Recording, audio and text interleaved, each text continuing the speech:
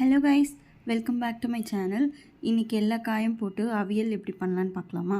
இன்றைக்கி நான் beans, carrot, கத்திரிக்காய், உருளைக்கிழங்கு, அப்புறம் ஒரு வெள்ளரிக்காய், பீர்க்கங்காய், மாங்காய், முருங்கைக்காய், கருணைக்கிழங்கு இவ்வளோ எடுத்து நீல வாக்கில் கட் பண்ணி அது கொஞ்சம் உப்பு போட்டு வேக வச்சுருக்கேன்.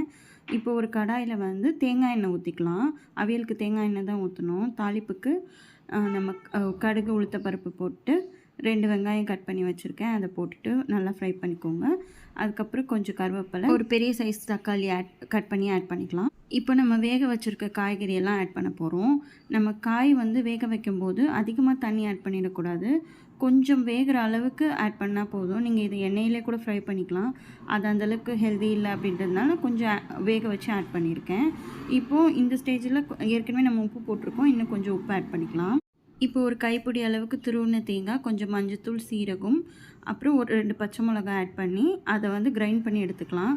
ரொம்ப சாஃப்டாக அரைச்சிடக்கூடாது. கொஞ்சம் கொரப்பாக இருக்கிற மாதிரி அரைச்சி அதை இந்த காய் ஒரு 5 நிமிஷம் எண்ணெயில் வதங்கினதுக்கப்புறமா இப்போ நம்ம அரைச்சி வச்சுருக்க தேங்காவையும் ஆட் பண்ணிவிட்டு ஒரு பரட்டிட்டு 2-3 ஸ்பூன் தயிர் ஆட் பண்ணி ஒரு 5 நிமிஷம் மூடி போட்டு எடுத்துக்கலாம்.